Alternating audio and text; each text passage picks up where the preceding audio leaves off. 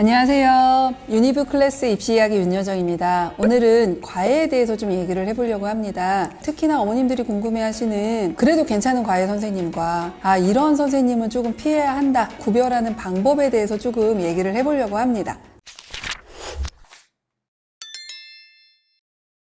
네, 특히 화상과외가 많이 늘어났어요. 학원 수업이 주기적으로 계속 가지 못하고 자꾸 중간중간에 닫았다가 열었다가 이게 계속 반복되다 보니까 아무래도 어머님들이 규칙적으로 안정적으로 수업을 일정하게 할 수 있는 과외에 대한 관심이 예전에 비해서는 좀 많이 늘어난 것 같아요.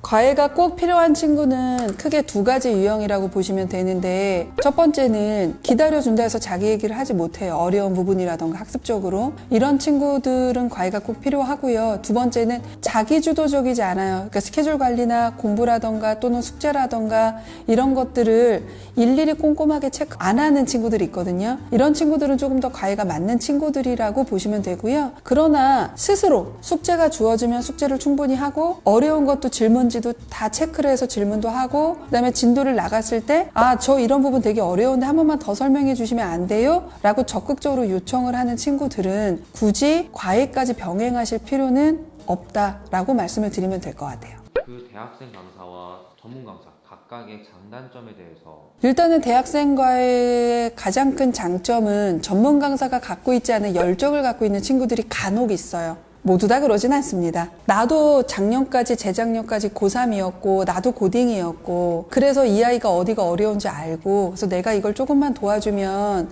진짜 얘가 잘 될 것 같다라는 진심을 갖고 있는 대학생 과외들 진짜 있거든요. 그리고 그런 친구들의 진심이 아이들한테 그대로 고스란히 전해져요. 그래서 거의 멘토 멘티처럼 정신적으로도 많이 도움이 되고, 심리적으로도 도움이 되고, 공부적으로도 도움이 되고, 이런 것들을 모두 다 해주는 정말 괜찮은 과외 선생님들이 있어요. 대학생 과외 선생님들이. 그런 선생님만 만난다면 대학생 과외가 전문 강사 과외보다 효과가 덜하다고 볼 수 없어요. 근데 다만 대학생 과외를 하시는 그 분들이 대부분 이 과외를 알바라고 생각하시는 거예요. 그러다 보면 기본적으로 내 스케줄을 하고 나서 남은 시간에 과외를 해요. 솔직히 그게 너무 많은 것들 때문에 대학생 과외에 대해서 부정적인 시선이 생긴 거라고 저는 보거든요. 반면에 전문 강사는 아무래도 비싸요. 쌀 수는 없죠.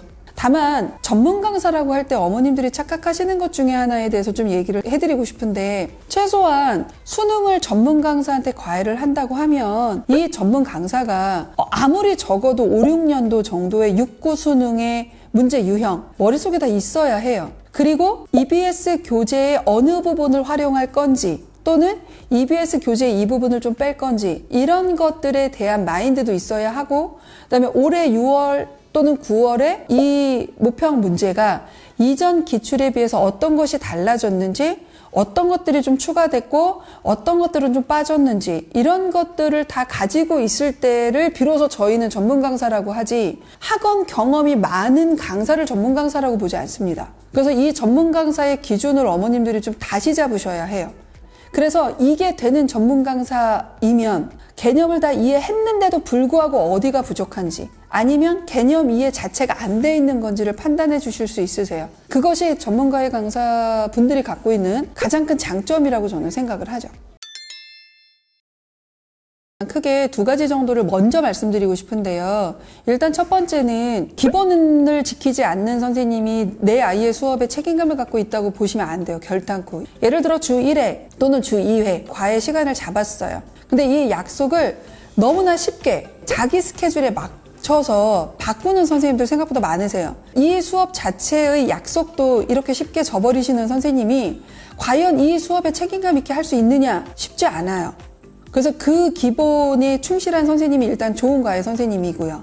그다음에 두 번째는 항상 주는 숙제량이 들쭉날쭉해요. 불규칙적이고, 그 다음에 얘가 풀고 채점하고, 그 다음에 이해 안 되는 것만 질문해. 그러니까 아이도 나 잘 풀리네? 아니 전주에 한 건데 안 풀리면 안 되지. 이해되네? 이 과외 나 이거 좋은데? 이런단 말이에요. 근데 실제 중간고사, 기말고사 가면 점수 안 나오죠. 그래서 기본적으로 숙제 주는 양이 일정하고, 그 다음에 그 숙제를 꼼꼼하게 체크하는 게 그 다음 주에 끝나는 것이 아니라 그 다음 달에도 체크를 하고 숙제를 주시고 꼼꼼하게 봐주셔야 해요. 두 가지만 일단 지키더라도 과외는 크게 도움이 될 거라고 저는 생각을 합니다.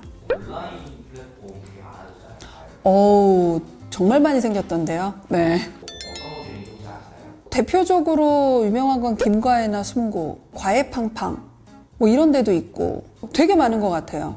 일단 장점은 정보가 부족하신 어머님들이 어떤 과외 선생님이 좋은지를 판단하시는데 시간이 되게 오래 걸리시잖아요. 그럴 때 일단 쉽게 과외를 시작할 수 있는 장점이 있어요. 예전에는 과외가 우리끼리 좋은 선생님을 공유하고 독식하고 이런 것들이 많았단 말이에요. 근데 이제 이러한 과외 플랫폼이 많이 생기니까 누구한테 구걸하고 막 이런 거 안 하더라도 일단은 과외를 시작할 수 있게 하니까 불공정성이 완화되는 장점은 있다고 생각해요. 단점은 어떤 선생님인지 검증이 되지 않은 선생님이니까 되게 위험하죠. 정말 이러한 기준을 맞춰도 안 좋은 선생님들도 많기 때문에 솔직히 이거는 정답은 없지만 최소한의 기준 정도를 말씀을 드리면 일단 저는 영어도 잘하고 수학도 잘하고 과학도 잘해요 하는 선생님은 일단은 좀 걸리시는 게 좋다. 어떤 한 과목을 저는 좀 집중하고 있습니다. 저는 영어만 아니면 수학만 합니다. 이렇게 하시는 선생님이 그래도 조금 더 괜찮은 선생님이다 라고 보시는 게 좋을 것 같고요. 그다음에 두 번째로는 제안서에 가급적 나는 이 과목은 이렇게 학습을 합니다. 그리고 이 학습에서 제일 중요한 건 이런 것, 이런 것, 이런 것입니다. 라는 것이 조금 더 구체적일수록 좋은 선생님에 그나마 가깝지 않나 라고 판단하시면 좋을 것 같고요. 출신 학교도 고려를 하실 수밖에 없다라고 생각해요. 좋은 대학을 나온 사람 또는 좋은 대학을 다니는 사람이 결코 잘 가르치진 않아요. 다만 우리가 좋은 대학 또는 스카이를 선호하는 건 이 아이가 스카이를 가기 위해서 중고등학교 때 놀지 않고 조금 더 열심히 성실하게 매일매일을 살아낸 결과로서 간 거예요.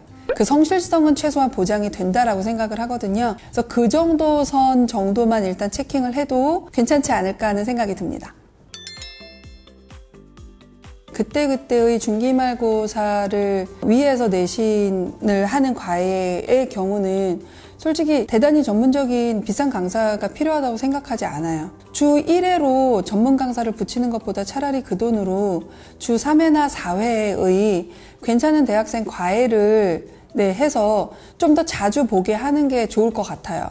그러나 수능을 준비해야 되는 대입과에는 저는 개인적으로 전문 강사로 가야 해요. 개념은 어느 정도 얘가 혼자 했어요. 그 다음에 지금 현재 개념형 문제는 웬만큼 맞춰요. 그래서 3, 4등급은 나와요. 자, 그런데 계속 거기에 머물러 있어요. 요런 친구들은 수능에서 과외의 도움을 받으면 되게 큰 효과를 볼 수 있거든요. 5, 6등급 애가 3, 4등급을 맞추려고 해. 전문 강사 필요하지 않아요. 그냥 열심히 가르쳐주고 다시 외우게 하고 반복시키면 되니까. 다만 거기에서 이제 한 단계 올라가야 될 때는 아까도 얘기한 그 기준의 전문 강사가 필요해요. 과외 사이트에서 구하는 대학생 과외, 소개를 받아서 하는 대학생 과외 25,000원에서 30,000원 선 정도가 보통인 것 같아요. 전문 강사 같은 경우는 보통 고1, 고2 내신을 하시는 과외 선생님들 보면 한 5만원에서 7만원 선 시간당 그 정도 선을 평균적으로 잡을 수 있지 않을까라고 생각이 들어요.